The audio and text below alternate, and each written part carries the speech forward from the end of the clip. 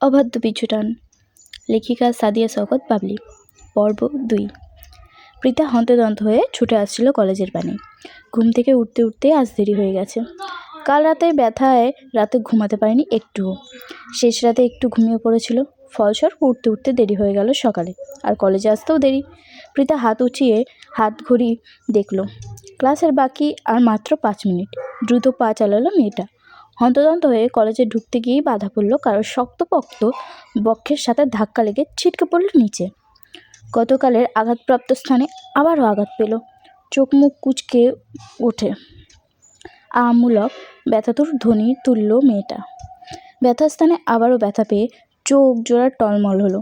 মাথা তুলে সম্মুখের দিকে তাকাতে আবিষ্কার করল অতিমাত্রা এক সুদর্শন যুবককে। কানে মোবাইল ফোন নিয়ে বেশ গম্ভীরভাবে কথা বলছে কারোর সাথে। এদিকে তার হাতের মতো দেহের সাথে ধাক্কা লেগে এক রমণী যে নাজেহাল অবস্থায় মাটিতে পড়ে গড়াগড়ি খাচ্ছে, সেদিকে বিন্দু মাত্র ভ্রুক্ষেপ নেই সেই যুবকের। পৃথার রাগ লাগলো। ডাগর ডগর নয়নে সে তাকালো সুদর্শন যুবকের পানে। কালো প্যান্টের ওপর শুভ্র রঙা একখানা শার্ট জড়িয়েছে যুবক। গলার কাছে একখানা কালো চশমা ঝুলছে। পৃথা তাকালো লোকটার পানে। একটু বেশি ফর্সা মনে হচ্ছে, কেমন ইংরেজেদের মতো। ফর্সা গালে আবার গাঢ় চাপদারি স্থান, কিঞ্চিত মাত্রায় বড় চুলগুলো পিছনের দিকে ঠেলে রাখা। পৃথা ভ্রু কুঁচকে এলো। লোকটাকে কোথায় যেন দেখেছে মনে হচ্ছে। হ্যাঁ, এ তো গতকালকের সেই লোক, যে লোকের গাড়ির সাথে ধাক্কা লেগেছিল পৃথার। লোকটা আবার টাকার গরমও দেখিয়েছিল বেশ। ভাগ্যে সেই লোকটাকে দেখে ক্রাশ খেতে খেতে বেঁচে গেছে, নয়তো এমন এক ব্রিটিশ লোকের ওপর ক্রাশ খেয়ে জীবনটা বরবাদ হয়ে যেত। মানুষ সুদর্শন হলেই যে তার মন সুন্দর হয়, এই লোককে দেখলে তার জলযন্ত্র প্রমাণ। নাক মুখ কুঁচকে এলো। নিচ থেকে উঠে দাঁড়ালো পৃথা। তার কানের কাছে বেজে উঠল তুর্যের বলা গতকালের সেই কথাটা। কিছু টাকা ধরিয়ে দেয়, বিদায় করোটাকে। কথাটা মনে পড়তেই ক্রোধে ফোঁস করে উঠল পৃথা। সে কি ভিক্ষুক নাকি যে টাকা দিয়ে বিদায় করবে? নাকি তার টাকার জন্য ষড়যন্ত্র করে লাফিয়ে গিয়ে তার গাড়ির সম্মুখে পড়েছিল? উল্টে তার দুর্নীতির ট্রাফিক নিয়ম ভেঙে গাড়ির সামনে তুলে দিয়ে জখম করেছিল তাকে। টাকার বিষয়টা বেশ অপমানে লেগেছিল পৃথার। এমনকি মেয়েটা বড্ড শান্তনম্র, কিন্তু এই টাকার অপমানটা মেনে নিতে একদম ইচ্ছুক নয় সে।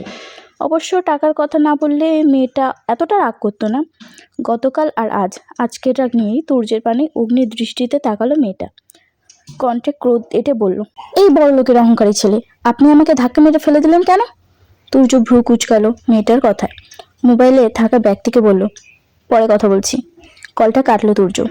আশেপাশে তাকিয়ে বলল, জি আমাকে বলছো? আপনাকে ছাড়া তো এখানে আর কাউকে দেখছি না, আর ধাক্কাটাও আপনার হাতের মতো দেহের সাথে লেগেছে আমার। তুর্যের চোখ বড় বড় হলো। নিজের দেহের পানে তাকালো সে। যথেষ্ট সুঠাম দেহের অধিকারী তুর্য, আর সে মেয়ে কিনা তাকে বলছে হাতের মতো দেহ। তুর্য দাঁতে দাঁত চাপলো, কটমট করে বলল, তুমি কি বললে? আমাকে আমার হাতের মতো দেহ? নিশ্চয়ই চোখ নষ্ট তোমার, চোখের ডাক্তার দেখো অতি দ্রুত।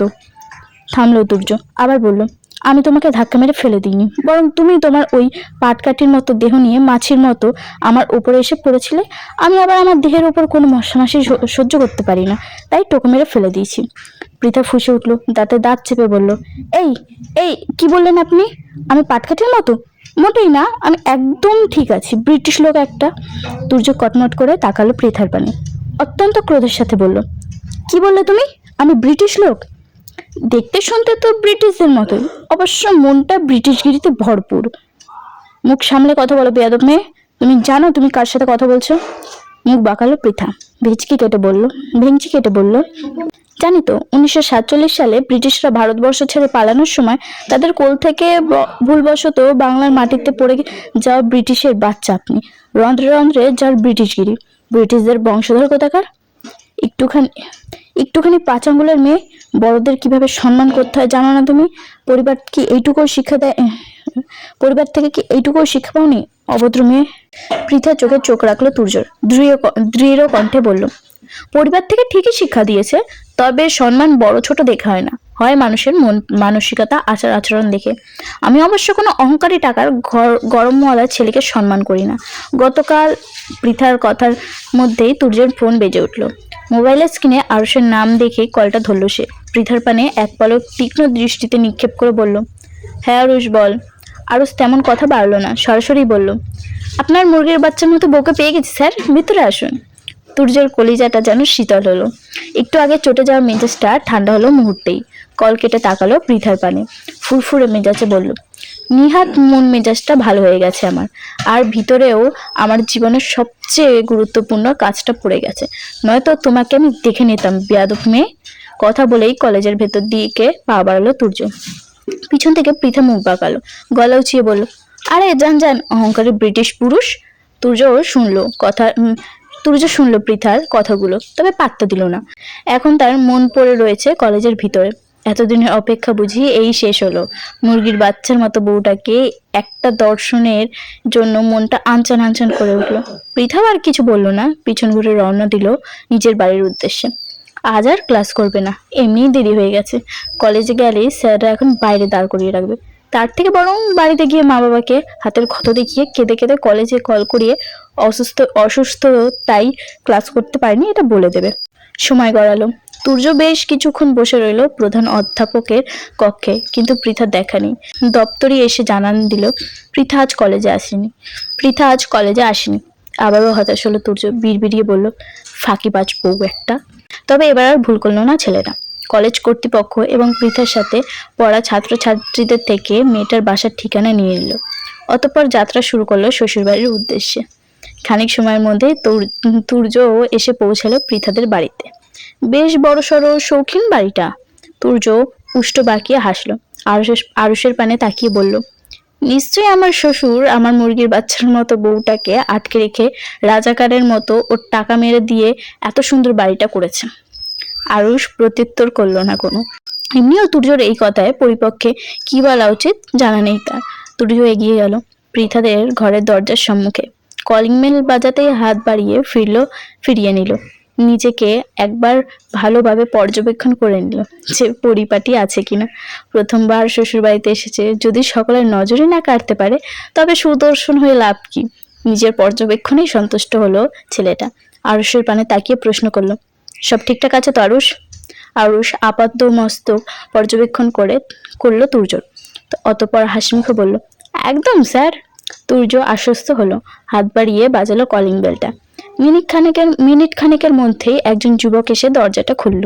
নম্র কণ্ঠে তুর্যকে প্রশ্ন করলো, জি ভাই, আপনারা কারা আর কাকে চাই? এটা পলাশ শিকদারের বাড়ি না? জি। উনি কি বাড়িতে আছেন? হ্যাঁ, আপনারা ভেতরে আসুন। তুর্য আরুষকে নিয়ে ভেতরে ঢুকলো। ছেলেটা তাদের দুজনকে বসতে বলে গলা উঁচিয়ে ডাকলো পলাশ শিকদারকে। বলল, বাবা, তোমার সাথে দেখা করতে কারা যেন এসেছে। পলাশ শিকদার নিজের কক্ষে ছিলেন। কেউ তার সাথে দেখা করতে এসেছে শুনে কক্ষ থেকে বাইরে এলেন। বসার কক্ষে ঢুকতে ঢুকতে বললেন, কই, কারা এসেছে? তুর্য বসা থেকে উঠে দাঁড়ালো, ভালোভাবে তাকালো পলাশ শিকদারের পানে। অনেক বছর আগে দেখেছিল সে এই লোকটাকে। আগের মতোই তরতাজা, এখন আর নেই তিনি। চামড়ায় ভাঁজ পড়েছে, চুলগুলো শুভ্র রঙা ধারণ করেছে, মাথার উপরও টাক পড়েছে বিশাল। বেশ চেহারার মিল আছে। তুর্য স্বস্তি পেল, না, সে ভুল স্থানে আসেনি, এটাই তার শ্বশুর বাড়ি। তুর্য এগিয়ে গেল পলাশ শিকদারের পানে। অত্যন্ত নম্র কণ্ঠে বলল, আসসালামু আলাইকুম শ্বশুরমশাই। পলাশ শিকদার ভ্রু কুচকালো, তীক্ষ্ণ দৃষ্টিতে নিক্ষেপ করলো তুর্যের পানে। ছেলেটাকে বোধহয় চিনলেন না তিনি। আবার শ্বশুর বলে সম্বোধন করছে। পৃথা ছাড়া তো কোনো মেয়ে নেই তার, তাহলে এই ছেলের শ্বশুর সে কিভাবে হলো? পলাশ কপাল কুঁচকে ভাঁজ ফেলে প্রশ্ন করলো, কে তুমি? তুর্য যেন বিস্মিত হলো। তার শ্বশুর তাকে চিনতেই পারছে না। কি এক মর্মান্তকর ঘটনা। তুর্য কাঁদতে গিয়েও কাঁদলো না, নিজের মনকে সান্ত্বনা দিল। রাজাকারা ভালো মানুষকে চেনেও না। অতঃপর ছেলেটা একটু এগিয়ে এসে পলাশ শিকদারের পানে নিজের পরিচয় দিতে গিয়ে বলল, আপনি আমাকে চিনতে পারছেন না শ্বশুরমশাই? আমি আপনার একমাত্র মুরগির বাচ্চার মতো মেয়ের হাঁসের বাচ্চার একমাত্র জামাই, তুর্য চৌধুরী। পলাশ শিকদার চমকালেন, বিস্মিত দৃষ্টিতে তাকালেন তুর্যের পানে। অবিশ্বাস্য কণ্ঠে বললেন, তুমি তুমি তুর্য? তুর্য হেসে বলল, জি, আপনার একমাত্র মেয়ের জামাই। তুর্য উত্তর আসার সাথে সাথেই গম্ভীর হলো পলাশ শিকদারের মুখশ্রী। তার স্মরণে এলো পৃথার বিয়ে, তুর্য চলে যাওয়া এবং তার পরবর্তী পরিস্থিতিগুলো। মনে মনে ক্রোধ জমালো বয়স্ক লোকটা। থমথমে কণ্ঠে বলল, তুমি হঠাৎ এখানে? ডিভোর্স দিতে এসেছো? তা না আসলেও চলতো, পৃথার সাথে তোমার বিয়ে হওয়ার সময় ওর বয়স কম ছিল, তাই রেজিস্ট্রি হয়নি। আইন দিবসের ঝামেলা নেই এখানে। তবে মুখে তালাক দেওয়া একটা বিষয় আছে। যেহেতু তোমাদের বিয়েটা ছিল, তবে তার সামনে না এসে দূর থেকে দিলে ভালো হতো। থামলেন পলাশ শিকদার, আবার বললেন, পৃথা এই বিয়ের সম্পর্কে কিছুই জানে না। ওর বয়স তখন ছিল মাত্র 10। বিয়ের সংসার, স্বামী কোনোটাই ওর জ্ঞানে ছিল না তেমন। পরবর্তীতে তুমি ওকে ছেড়ে দিয়েছিলে। আমরা চাইনি আমাদের ভুলের জন্য ছোট্ট মেয়েটার জীবন নষ্ট হয়ে যায়। তাই এই বিয়েটা সর্বদা ওর সম্মুখে আমরা পুতুল বিয়ে বলেই উপস্থাপনা করেছি। সুতরাং এখন যদি তুমি ওর সম্মুখে এসে ওকে তালাক দিতে চাও, বিষয়টা হেতে বিপরীত হতে পারে। ওর মনে বিভিন্ন প্রশ্ন জাগতে পারে। আশা করি তুমি বুঝতে পারছো আমার কথা। তাই তালাকটা দূর থেকেই দিলে ভালো হতো। পলাশ শিকদার গড়গড় করে বললেন কথাগুলো। হঠাৎ এতদিন পর তুর্যের সম্মুখীন দেখে বেশ চিন্তিত হয়ে পড়েছিল পুরো লোকটা। পৃথার অল্প বয়সে তাদের ভুলের কারণে যে মেয়েটার জীবন এত বড় দুর্ঘটনা ঘটে গেছে, তা মেয়েটাকে জানতে একদম ইচ্ছুক নয় পলাশ শিকদার। সে যেন সে কোনোভাবেই চান না মেয়ের জীবনে আর কোনো দুর্যোগ নেমে আসুক, মন ভাঙুক বা তাদের ভুল বুঝুক। বড় আবদারের মেয়ে সে তার। তাই তো এলাকা ছাড়লো। এতগুলো দিন ধরে মেয়ের থেকে এত বড় সত্যিটা লুকিয়ে রেখেছে। আজ কিনা সেই সত্যিটা হেঁটে এসেছে বাড়ির দ্বারে। ছেলেটার প্রতি ভীষণ ক্রোধ জন্মাচ্ছে, আবার মেয়েটার জন্য চিন্তাও হচ্ছে। মেয়েটা কোনোভাবে যদি কখনো জীবনে এত বড় সত্যের মুখোমুখি হয়, তবে প্রতিক্রিয়া ভেবে পাচ্ছে না পলাশ শিকদার। তার উপর যদি জানতে পারে বিয়ের দিনই তার স্বামী আসত্যাগ করেছিল, তখন কি করবে? পলাশ শিকদার ঠিক জানেন তার মেয়েটার ওপরে ভীষণ চঞ্চল, চটপটে হলেও ভেতর ভেতর একদম নাজুক, ভীষণ আবেগী। নিজের জীবনের এত বড় সত্যি জানলে হয়তো আরো নাজুক হয়ে পড়বে। না, তিনি থাকতে তার মেয়ের উপর আর কোনো ঝড়ঝাপটা আসতে দেবে না। এমনি তাদের ভুলে অল্প বয়সী মেয়েটার উপর ভোগান্তি পোহাতে হয়েছে। তুর্য শুনল পলাশ শিকদারের বলা কথাগুলো। বিস্ময়ে চোয়াল ঝুলে গেল তার। যে বউর জন্য এতকাল প্রতীক্ষা, এত অস্থিরতা, সেই বউ কিনা জানে না বিয়ের কথা। তার রাজাকার শ্বশুরটা তার এত বড় একখানা বিয়েকে পুতুল বলে চালিয়ে দিয়েছে। তুর্যর মুখশ্রী থমথমে হলো, গম্ভীর কণ্ঠে বলল, আমি কোনো তালাক দিতে আসিনি শ্বশুরমশাই, আমি এসেছি আমার বউকে নিয়ে যেতে। তুর্যর কথায় যেন বিস্ফোরণ ঘটল উপস্থিত সকলের মধ্যে। এতদিন পর ছেলেটা এসে এমন কিছু বলবে কল্পনাও করেনি কেউ। পলাশ শিকদার চুপ রইল। বুঝতে চেষ্টা করলো তুর্যের মুখভঙ্গি। ছেলেটা কি সত্যি বলছেন, নাকি ওর পিছনে অন্য কোনো কারণ লুকিয়ে আছে? পলাশ শিকদার চুপ রইল। চুপ থাকতেও পারলো না তার দুই ছেলে, পিয়াস আর পিয়াল। এই ছেলেটা যে তুর্য, সে বাক্যকরণে পৌঁছাতে তাদের মেজাজ পারদ হৈ হৈ করে তুঙ্গে উঠে গিয়েছিল। শুধুমাত্র বাবার নরম কণ্ঠে সম্মুখে থেমে রয়েছিল এতক্ষণ, কিন্তু এখন আর ধৈর্য কুলালো না। তার ছোট বোনটার জীবনের সাথে এত বড় একটা খেলা খেলে এখন আবার এসছে বোনকে নিয়ে যেতে। গর্জে উঠল পিয়াস, অত্যন্ত ক্রোধের সাথে বলল, ঠাট্টা করছিস এতদিন পরে এসে? তোর সাথে আমাদের সম্পর্কটা হাসি ঠাট্টার হলেও এখন আর তা নেই। তুই যেদিন আমার বোনকে বিয়ে করে আসরে ফেলে গিয়েছিলিস, সেদিন থেকে সম্পর্কের ইতি ঘটেছে। তুর্য তাকালো পিয়াসের পানে, দৃঢ় কণ্ঠে বলল, আমি ঠাট্টা করছি না, আমি আমার বউকে নিতে এসেছি আর নিয়েই যাব।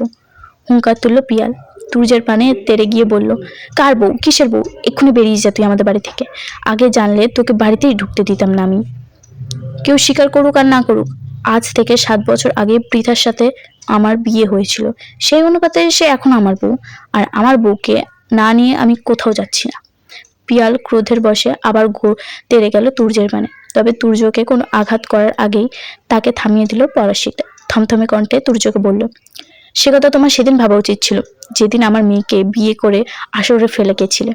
তাছাড়া সেদিন তো বেশ বড় মুখে বলেছিলে এ বিয়ে তুমি মানো না, তাহলে আজ কি হলো? তুর্যের মুখশ্রী অপরাধীতে ভাবটুকু ফুটলো। নত কণ্ঠে এসে বলল, আমি সেদিন ভুল করেছিলাম, আমি জানি। সেই ভুলের প্রায়শ্চিত্ত আজ করতে এসেছি আমি সবটা মেনেই পৃথাকে নিজের স্ত্রীর মর্যাদা দিতে চাইছি, কিন্তু আমি আমার পুরনো ভুলের পুনরাবৃত্তি করতে চাইছি না। আর আমি আমার মেয়েকে কখনোই আর তোমার হাতে তুলে দেব না। তুমি এখন আসতে পারো। ভিতর ভিতরে ক্রোধে ফেটে উঠলো তুর্য। ভীষণভাবে বলতে ইচ্ছে হলো, আমার বউকে আমি নিয়ে যাব, আপনি বাধা দেওয়ার কে? তবে মুখে কিছু বলল না ছেলেটা। হাজার হলেও এটা তো শ্বশুরমশাই। তাহার উপর আজ প্রথম দিন শ্বশুরবাড়ির এবং শ্বশুরমশাইয়ের মুখোমুখি হয়েছে সে। এদের সম্মুখে নিজের ক্রোধ প্রকাশ করে আর খারাপ হতে চায় না। এমনি বিগত দিনের কম ভুল করেনি। উষ্ঠ টেনে জোরপূর্বক হাসল তুর্য। চোখ মুখে নিরীহ ভাব ফুটিয়ে বলল, দয়া করে আমার সাথে এমন রাজাকারদের মতো ব্যবহার করবেন না শ্বশুরমশাই। আমি আপনার ছোট্টখাট্ট মুরগির বাচ্চার মতো বউটাকে ছাড়া একদম ভালো নেই। আমার বউটাকে দয়া করে আমাকে দিয়ে দিন, আমি চলে যাব। পলাশ শিকদার হতভম্ব হলেন। এই ছেলে নির্লজ্জের মতো এসব কি বলছে? ছোটবেলা থেকে যতদূর ছেলেটাকে তিনি দেখেছে তাতে জানতেন তুর্য রাগচটা, গম্ভীর, জেদি ছেলে। এখন তো দেখছে এই ছেলে নির্লজ্জেও ভীষণ। ভাগ্যিস সেদিন তুর্য বিয়ের আসর ছেড়ে চলে গিয়েছিল আর বিয়ে মানবে না বলেছিল, নয়তো এই নির্লজ্জটা আজমির জামাই হিসেবে তার গলায় বিঁধে থাকতো। অবশ্য না বিধে বাকি রয়েছে কোথায়? এখনো যেহেতু তালাক হয়নি, তার মানে এই নির্লজ্জটা এখনো তার মেয়ের জামাই। ফোঁস করে একটা নিঃশ্বাস ছাড়লেন পলাশ শিকদার। থমথমে কণ্ঠে বললেন, বেয়াদব। একদম ঠিক বলেছেন শ্বশুরমশাই। মুরগির বাচ্চার মতো বউটাকে ছাড়া আমি দিন দিন বেয়াদবে পরিণত হয়েছি। আমার ভিতরে একটু আদব ফিরিয়ে আনতে হলেও আমার বউটাকে আমার কাছে ফিরিয়ে দিন আপনি। দয়া করুন আমার, একটু দয়া করুন আমার উপর। পলাশ শিকদার হয়তো বলতে চাইলো কিছু একটা, কিন্তু তার আগেই পিয়াস মুখ খুললো। বাবার পানে তাকিয়ে বলল, এটাকে এখনো সহ্য করছো কেন বাবা? এটাকে তাড়াতাড়ি বের করো বাড়ি থেকে। পৃথা একবার এই সম্পর্কে কিছু জানতে পারলে কি হবে ভেবে দেখেছো? পিয়াসের কথায় দাঁতে দাঁত চাপলো তুর্য, বিড়বিড়িয়ে বলল, আগে তো ভেবেছিলাম শুধুমাত্র রাজাকার শ্বশুরমশাই আমার মুরগির বাচ্চার মতো বউটাকে আটকে রেখেছে। এখন তো দেখছি রাজাকারের সাথে আরো দুটো আল বদর আল শামস ও যুক্ত আছে। আরস পাশেই ছিল, তাই তুর্যর বিড়বিড় করা কথাগুলো বলেই সে বেশ ভালোভাবেই শুনেছে সবটা। ছেলেটা একটু ঝুঁকে গেল তুর্যের পানে, ফিসফিসিয়ে বলল, এখন শুধু মোহাম্মদ আলী জিন্না, ইয়াইল্লা খান আর ভুট্টোয় বাকি আছে স্যার। তারা চলে আসলেই 16 কলা পূর্ণ। আরুষের কথায় শেষ না হতেই তার পানে রক্তচক্ষু দিয়ে তাকালো তুর্য। কটমট করে বলল, চুপ থাক আহাম্মক, এদের কথা একদম মুখে উচ্চারণ করবি না। ঘসিটি বেগম, রাজাকার, আলসামস, এদের সাথেই পারছি না, তার মধ্যে যদি আবার ওই 3 বাটপার চলে আসে, এদের সাথে আমি একা মানুষ বুদ্ধি কুলাতে পারবো নাকি? আরো আমতা আমতা করলো, কিছুটা ভয়ের তো কণ্ঠে বলল, তবুও স্যার, সবাই যখন এসেছে এরাও যদি চলে আসে। তুর্য তীক্ষ্ণ দৃষ্টিতে তাকালো আরুষের পানে, কটমট করে বলল, তাহলে এই 3টার সামনে তোকে ধাক্কা মেরে দাঁড় করিয়ে বলবো, এই আহাম্মকটাকে মেরে আমার মুরগির বাচ্চার বউটাকে স্বাধীন করে দিয়ে যান। আরুষ চুপসে গেল, আর কিছু বলল না। পলাশ শিকদার তেতে উঠলেন এবার বেশ, কণ্ঠে ক্রোধ নিয়ে বললেন, আমার মেয়ের সাথে তোমার কোনো সম্পর্ক নেই, তুমি চলে যাও। তুর্য তাকালো পলাশ শিকদারের পানে, নির্লিপ্ত কণ্ঠে বলল, আপনি বললেই তো আর সম্পর্কটা নষ্ট হয়ে যাবে না। পৃথা পৃথা আমার বিয়ে করা বউ, ওকে ডাকুন, বউ নিয়ে চলে যাই। পৃথা ঘরেই ছিল। বসার ঘরে হঠাৎ চিৎকার চেঁচামেচি শুনে এদিকে আসছিল সে, তবে বসার কক্ষে ঢোকার আগে তাকে থামিয়ে দিল সুফিয়া বেগম। তাড়াহুড়ো করে বললেন, কোথায় যাচ্ছিস? ওখানে ভাইয়া তারপর বাবা চিৎকার চেঁচামেচি করছে কেন, তাই দেখতে চাচ্ছিলাম। সুলতানা বেগম ঢোক গিলল, মেয়েকে কিছুতেই ওখানে যেতে দেওয়া যাবে না এই মুহূর্তে, তাহলে যে কেলেঙ্কারি হয়ে যাবে। একবার মেয়ের যদি সবটা জেনে যায়। ভাবতে গলা শুকিয়ে আসছে সুফিয়া বেগমের। আমতা শুরু করলো, এদিক সেদিক দৃষ্টি ফেলে বলল, তোর বান্ধবী রীতি কল করেছিল, কি নাকি জরুরি কাজ আছে, এক্ষুনি ওদের বাসায় যেতে বলছে তোকে। পৃথা ভুরু কুচকালো। তার জানা মতে রিদি এখন কলেজে থাকার কথা, সে আজ কলেজে যায়নি বলে রিদিও কি যায়নি? হয়তো যায়নি, যাক, আজ বেশ অনেকক্ষণ আড্ডা দেওয়া যাবে। পৃথা মায়ের পানে তাকাল, বলল, আচ্ছা আমি তাহলে রিদিদের বাসা থেকে ঘুরে আসি। হ্যাঁ যা। মায়ের অনুমতি পেতেই পৃথার সম্মুখে দিকে পা বাড়ালো। কলিজা কাঁপল সুফিয়া বেগমে। হন্তদন্ত হয়ে হাত ধরে তাক আটকালেন মেয়েকে। দ্রুততর সাথে বললেন, ওদিক দিয়ে কোথায় যাচ্ছিস? পিছনের দরজা দিয়ে যা। পৃথা কপাল ভাঁজ করলো। তার মায়ের আচার আচরণ কেমন একটা লাগছে আজ। কপালে বিন্দু বিন্দু ঘামের রেশ দেখা যাচ্ছে। তার মা কি কিছু লুকাচ্ছে? পৃথা ভ্রু কুচকালো, সন্ধিহান কণ্ঠে শুধালো, মা, কিছু কি হয়েছে? আমার কাছ থেকে কি লুকাচ্ছ? জোরপূর্বক হাসলেন সুফিয়া বেগম, আমতা করে বললেন, না কি হবে, তুই বরং রিদির সাথে দেখা করায়, মেয়েটা কল করেছিল অনেকক্ষণ। পৃথা আর কথা বাড়ালো না, তবে মায়ের আচরণে সন্দেহজনক সে যাক, রিদিদের বাড়ি থেকে এসে না হয় দেখা যাবে কি হয়েছে। পৃথা আবারও পা বাড়ালো বসার কক্ষের দিকে। সুফিয়া বেগম ব্যস্ত হয়ে আটকালেন আবার, তৎপর বললেন, পিছনের দরজা দিয়ে যা। কেন? দেখছিস না বসার কক্ষে মানুষ, ঝামেলা হচ্ছে, ঝামেলার মধ্যে থেকে যাওয়ার দরকার কি? সুফিয়া বেগম ভুল কিছু বলেনি, পৃথা শুনল মায়ের কথা। অতঃপর সে পিছনের দরজা থেকে বেরিয়ে গেল বান্ধবীর বাড়ির উদ্দেশ্যে। তুর্য বেশ কিছুক্ষণ অপেক্ষা করলো পৃথার। শ্বশুর শালাদের বারবার বেরিয়ে যেতে বলাকে বেহায়ার মতো উপেক্ষা করে বসে রইল ছেলেটা, অথচ তার বউয়ের দেখাই নেই। হয়তো এই রাজাকার শ্বশুর আর আলসামস শালারা মিলে তার বউটাকে কোথাও সরিয়ে দিয়েছে, নতুবা এতক্ষণে কি একবারও এই দিকটায় আসতো না। তুর্য কপাল কুঁচকালো, ভাবলো কিছুক্ষণ, পলাশ শিকদার যদি পৃথাকে ইচ্ছাকৃতভাবে সরিয়ে দিয়ে থাকে তবে এভাবে এখানে বসে থেকে লাভ কি? পৃথাকে তার ভয়ে সরিয়ে দিয়ে থাকলে অবশ্য সে যতক্ষণ না বাড়িতে থাকবে ততক্ষণ মেয়েকে বাড়িতে আনবে না। না, এভাবে এখানে বসে থাকাটা ঠিক হবে না, অন্য উপায় ভাবতে হবে।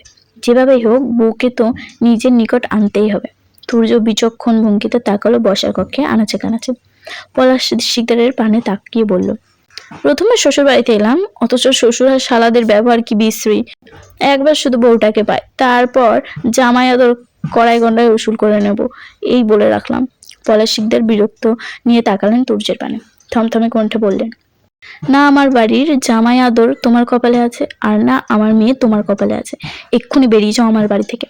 তুর্য দৃষ্টি তীক্ষ্ণ হলো, দৃঢ় কণ্ঠে বলল, চারিদিকে শুধু রাজাকার আলসামসে ভরপুর, তাতে কি আমি কি কম শক্তিশালী নাকি? 1971 সালের যুদ্ধে এই রাজাকার জনগোষ্ঠী পাকিস্তানদের সাথে হাত মিলিয়ে কম চেষ্টা তো করেনি তাদের জিতিয়ে দেওয়ার, তবুও শেষ পর্যন্ত জয়লাভ বাঙালিরাই করেছে।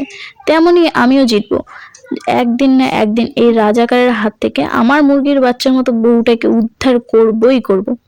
এইটুকু বলে থামলো তুর্য, আবার বলল, বেহায়া যখন হয়েছি বেহায়া আরো হব, তবু আমার মুরগির বাচ্চার মতো বউটাকে উদ্ধার করেই ছাড়বো ইনশাল্লাহ। পলাশ শিকদার, পিয়াস আর পিয়াল তিনজনই অগ্নি দৃষ্টিতে তাকালো তুর্যের পানে। তুর্য উঠে দাঁড়ালো, তাদের এই দৃষ্টিকে অগ্রাহ্য করে গলায় ঝোলানো চশমাটা চোখে পড়লো। অতঃপর আরুষকে আদেশ দিয়ে বলল, আরুষ চল, আমরা এখানে থেকে আজ আর কাজ নেই আমাদের। কথাটা বলেই তুর্য ব্যস্ত পায়ে বেরিয়ে এলো বাইরে। আরুষ একবার দুই পুত্র সহ পলাশ শিকদারের পানে তাকিয়ে হন্তদন্ত হয়ে বেরিয়ে এলো বাইরে। বাইরে এসে দেখলো তুর্যর মুখের হাত দিয়ে জোরে জোরে নিঃশ্বাস নিচ্ছে। আরো অবাক হলো, নিজের বসের নিকট এগিয়ে এসে বলল, স্যার কি হয়েছে আপনার, এমন করছেন কেন? তুর্য তাকালো আরুষের পানে, চোখ থেকে চশমা খুলে বলল, তোর বের হতে এত দেরি হলো কেন আহাম্মক? দেখছিলি তো ওই রাজাকার আর তার রক্ত গড়া দুই আলসামস আমার দিকে কি ভয়ঙ্কর দৃষ্টিতে তাকাচ্ছিল। আর একটু হলে মুরগির বাচ্চার মতো বউটাকে বিধবা করে দিয়ে আমি অক্কা পেয়ে যাচ্ছিলাম। বাবা! আরুষ বলল না কিছু, ড্যাবডেবি হয়ে শুধু চেয়ে রইল তুর্যের পানে। ছেলেটা বোঝার চেষ্টা করলো তুর্য কি সত্যি বলছে নাকি অভিনয় করছে, কারণ তুর্যের সাথে সে যতদিন আছে তার মধ্যে কখনো কাউকে ভয় পেতে দেখেনি, তার উপর আবার অভিনয়ে পাকাপোক্ত এই লোক। আরুষকে মেয়েদের মতো এভাবে ড্যাবডেবিয়ে চেয়ে থাকতে দেখে বিরক্ত হলো তুর্য, কপাল কুঁচকে বলল, তুই কি আমাকে মারতে চাস মির্জাফরের বংশধর? তাড়াতাড়ি গাড়িতে ওঠ, চালু কর গাড়ি। বলা তো যায় না কখনই রাজাকার তার দলবল নিয়ে আমার মতো হাঁসের বাচ্চার উপর হানা দেয়। একটু থামলো তুর্য, গাড়িতে উঠে বসলো, অতঃপর ভাবুক ভঙ্গিতে বলল, আমি বোধহয় একটা ভুল করছি আরুষ। আরুষ ড্রাইভিং সিটে বসতে বসতে বলল, কি স্যার? তুর্য বড়ই নিরীহ মুখে একটা জবাব দিল, আমার শ্বশুরের নামটা রাজাকারের সাথে সাথে শিয়ালও রাখা উচিত ছিল বোধহয়। বেটা শুধু হাঁস মুরগির ওপর নজর, দেখছিস না আমার মুরগির বাচ্চার মতো বউটাকে আটকে রেখেছে, আবার হাঁসের বাচ্চার মতো আমিটাকে ধাওয়া করছে। আরো শুনলো তুর্যের কথা, তার ভীষণভাবে বলতে ইচ্ছে হলো, কই আপনাকে তো কেউ ধাওয়া করেনি, আপনার শ্বশুর আর শালারা এতক্ষণ তো অনেকবারই রক্তচক্ষু দিয়ে তাকিয়েছিল আপনার দিকে, আবার মারতেও এসেছিল, কই তখন তো ঠিক তেজি স্বরে তাদের সাথে কথা বলেছেন, বেহায়ার মতো বসে রয়েছে।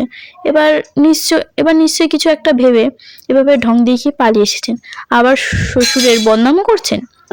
মনে মনে এতগুলো কথা বললেও মুখে কিছু বলার সাহস হলো না আরুষের। এখন কিছু বলা মানে নিজের গলায় নিজে ফাঁসি চড়ানো। একবার যদি এই কথাগুলো আরুষের মুখ দিয়ে বের হয় কোনোভাবে, দেখা যাবে তার বস তার ঘাট থেকে ধরে রাস্তায় কোনো বড়সড় ট্রাকের নিচে ফেলে দিয়েছে।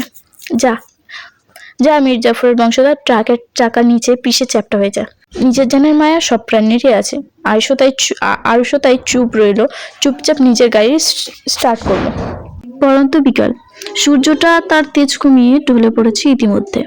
আকাশের এক কোণা জুড়ে রয়েছে রক্তিম আভা ছড়িয়ে জানান দিচ্ছে নিজের বিদায়ের। তুর্য এই কর্ণে এসেও দাঁড়িয়ে রয়েছে পৃথাদের বাড়ির সম্মুখে। বিকালের দিকে হুট করেই কল এলো আগামীকাল ঢাকায় ফিরতে হবে তাকে। ব্যবসার জরুরি কাজ পড়েছে। দেশে ফিরেছে খুব বেশি দিন হয়নি, আর যে কয়টা দিন হয়েছে তাও বইয়ের খোঁজের পিছনে লাগিয়ে দিয়েছে। ফলস্বরূপ ওদিকে ব্যবসায় পড়ে রয়েছে আজ নিজ গতিতে। এখন সে গতিতেও তো গা ভাসাতে হবে, নয়তো বউকে খুঁজে পেলেও তাকে একটা সুন্দর জীবন দিতে অক্ষম হবে তুর্য। তপ্ত নিঃশ্বাস ফেলে ছেলেটা। উকিঝুঁকি মেরে দেখার চেষ্টা করলো পলাশ শিকদারের বাড়ির দিকে।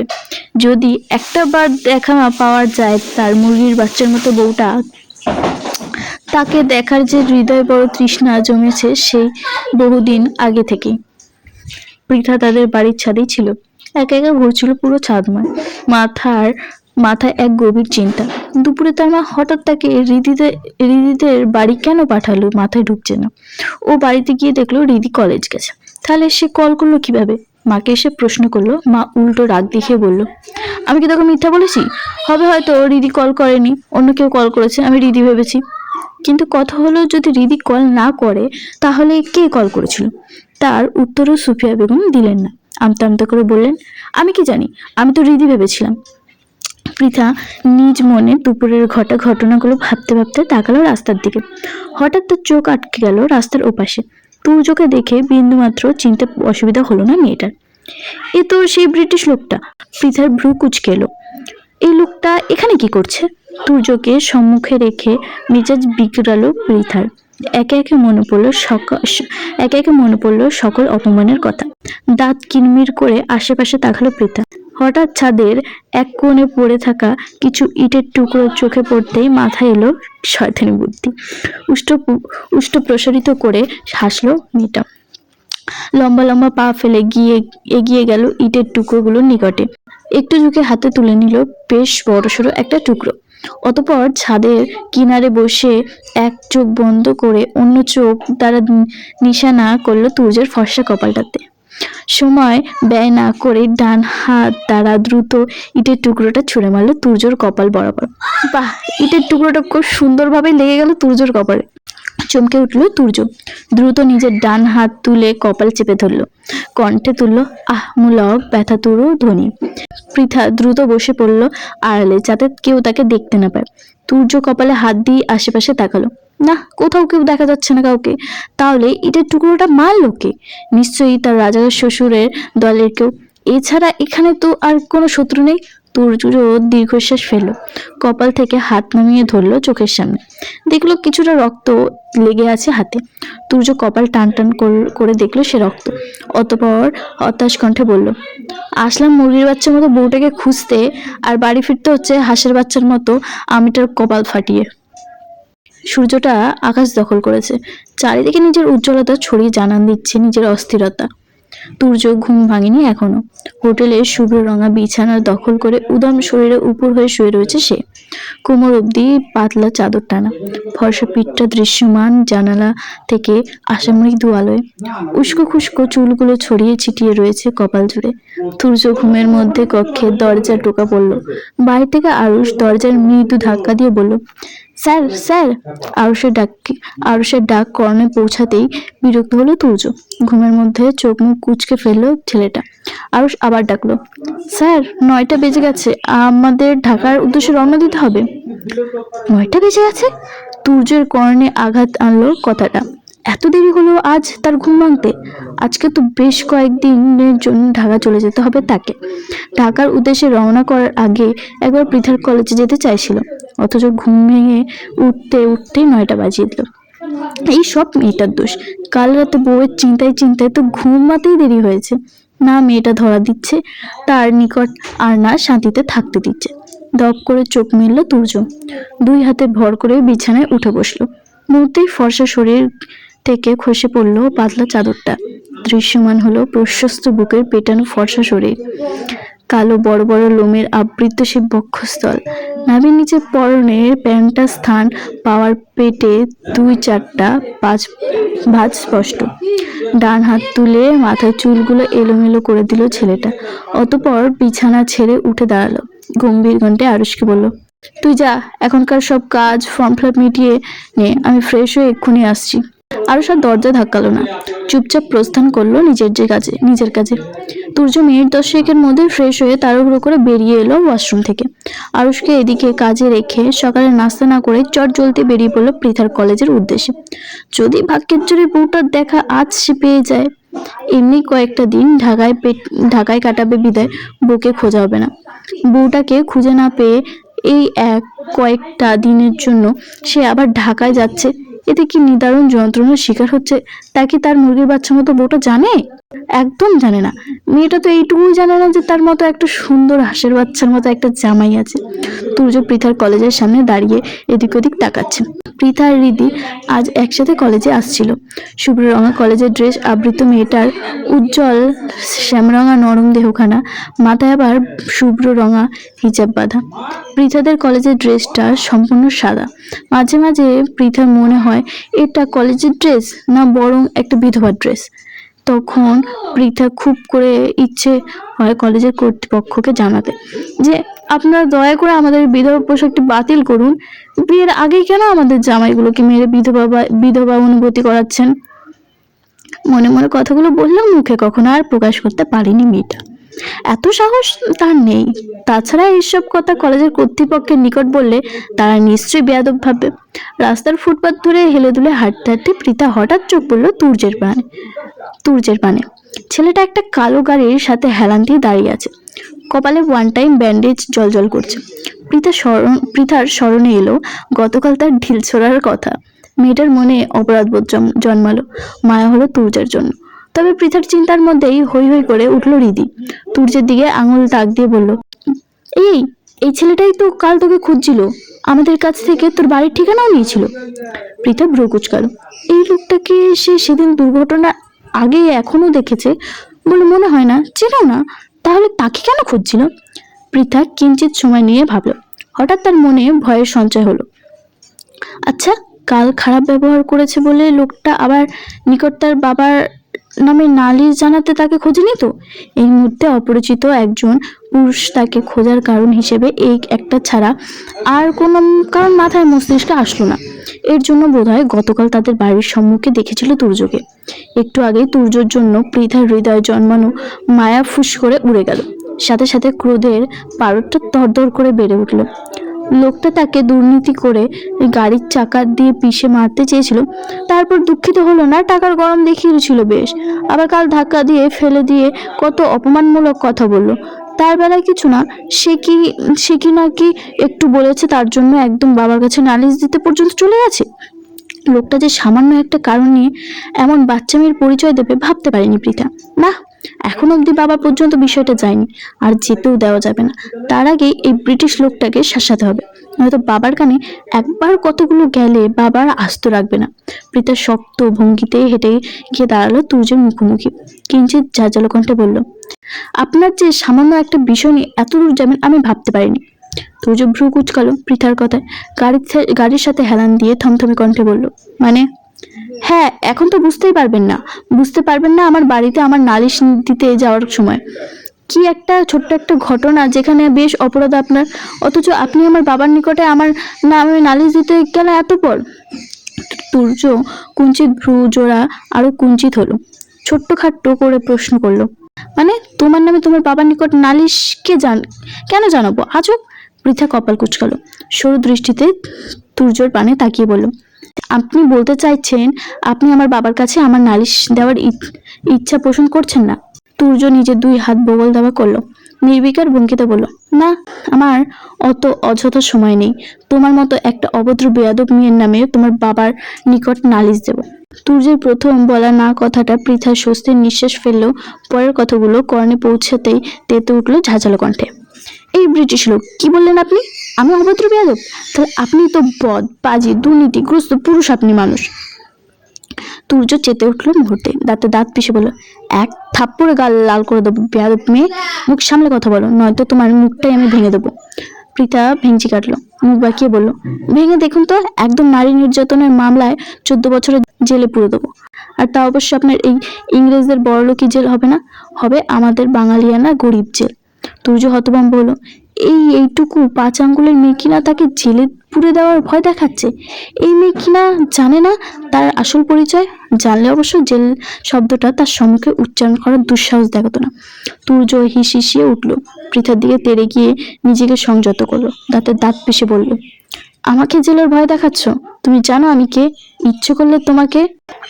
থামলে তুর্য। জোরে জোরে কয়েকটা নিঃশ্বাস নিয়ে নিজেকে সামলানোর চেষ্টা করলো। না, নিজের ক্রোধ কিছুতেই বাইরে আসতে দেওয়া যাবে না, তাহলে ঝামেলা হয়ে যাবে। খুব সহজে তার স্বরূপ প্রকাশ চলে আসবে। তবে এখানে আর কিছুক্ষণ থাকলে এই বেয়াদব মেয়ের তাড়নায় হয়তো নিজের খোলস ছাড়তে হবে। ক্রোধে ফোঁস ফোঁস করতে করতে নিজের গাড়ি উঠে বসলো তুর্য। দ্রুত গাড়ি স্টার্ট করে সাই সাই করে মুহূর্তেই পৃথার দৃষ্টির সামনে বাইরে চলে গেল। পৃথাও ভেঙচি কাটলো, তাচ্ছিল্যভাবে বলল, আসছে কোন দেশের লাট সাহেব যেন, যত সব ইংরেজিদের বংশধর। কথাটা বলতে বলতেই মেয়েটা ঢুকে গেল কলেজের ভিতর। একটু পরেই ক্লাস শুরু হবে তার। সূর্যের উজ্জ্বল রশ্মি, গরমে দিশেহারা প্রকৃতি, গাছের পাতাগুলো কেমন নেতিয়ে পড়েছে সূর্যের প্রখর তাপে। এই তীব্র তাপদাহকে মাথায় নিজের রাজশাহী ঢুকলো ঢাকা মহাসড়কে সাই সাই করে চলেছে তুর্যের কালো রঙের গাড়িটি। তবে হঠাৎই আরও রাস্তায় পরিবর্তন করলো। মহাসড়ক থেকে গাড়িটা নামিয়ে নিল এক জঙ্গলের রাস্তা ধরে। বেশ খানিকটা পথ পাড়ি গিয়েই গাড়িটা এসে থামলো এক ঘন জঙ্গলে। আশেপাশে জনমানবহীন চিহ্ন মাত্র নেই, শুধুমাত্র গাছে গাছ, কিছু খেজুর শ্রেণীর প্রাণী এবং কীটপতঙ্গের সমাগম।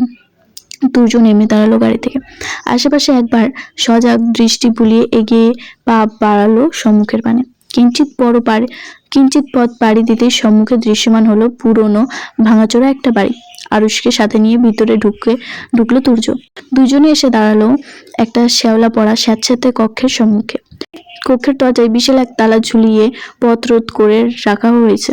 তুর্য ভ্রু কুচকালো, তাকালো আরুষের পানে। আরুষ তাড়াহুড়ো শুরু করলো, দ্রুত পকেট থেকে চাবি বের করে খুললো তালাটা। তুর্য সময় ব্যয় করলো না, পুরনো কাঠের দরজার ক্যাচ ক্যাচ ধ্বনি তুলে ভিতরে ঢুকলো। খোলা দরজা থেকে আসা আলোয় আলোকিত হলো অন্ধকার রুমটা। সম্মুখে দৃশ্যমান হলো চেয়ারের সাথে হাত পা বাঁধা, মুখ বাঁধা অবস্থায় এক অর্ধবয়স্ক পুরুষকে। দুর্বল তার চাউনি, শরীরের পোশাকের অবস্থা বেহাল। মনে হচ্ছে কেউ ভীষণ নির্মম টেনে হিচড়ে এখানে তুলে এনেছে।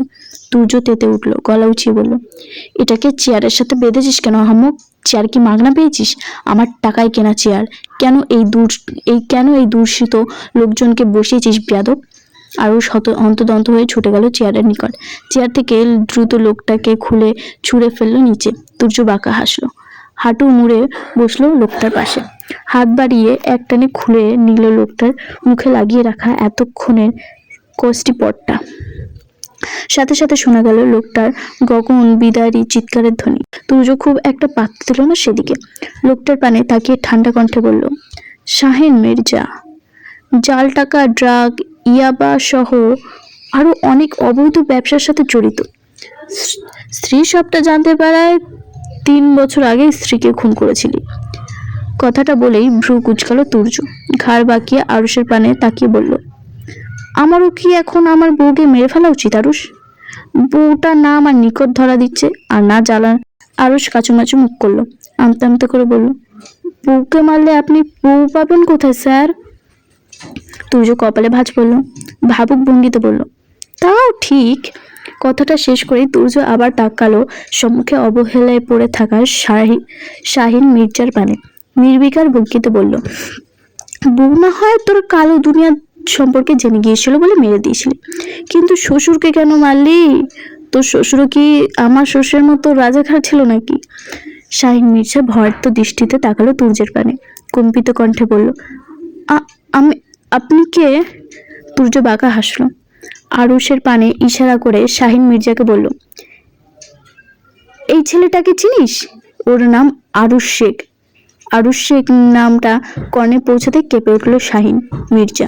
ভয়ার্ত দৃষ্টিতে তাকালো আরুষের পানে, অস্পষ্ট স্বরে বলল, আরুষ শেখ? তুর্য উঠে দাঁড়ালো, আরুষের পানে তাকিয়ে বলল, মুরগির বাচ্চার মতো বউটার জন্য কলিজায় কেমন ছ্যাঁত করছে আরুষ। আমি বরং গাড়িতে গিয়ে বসি একটু, কল্পনায় বউয়ের সাথে বাসরটা সারি, ততক্ষণ তুই এটার সেবা যত্ন কর। কথাটা বলেই তুর্য ধূপধাপ পা ফেলে বেরিয়ে গেল কক্ষ থেকে। আরুষ ঘাড় ঘুরিয়ে তাকালো সেদিকে একবার, অতঃপর আবার তাকালো শাহিন মির্জার পানে। এতক্ষণে কাচুমাচু খোলস ছেড়ে বেরিয়ে এলো ছেলেটা। মুহূর্তে আরুষের চোখে মুখে ফুটল ভয়ঙ্কর হিংস্রতা। কক্ষে এক কিনারে রাখা মোটা রডটা একটা রড হাতে তুলে নিল, বাঁকা হেসে বলল, ওয়েলকাম টু হেল বেব।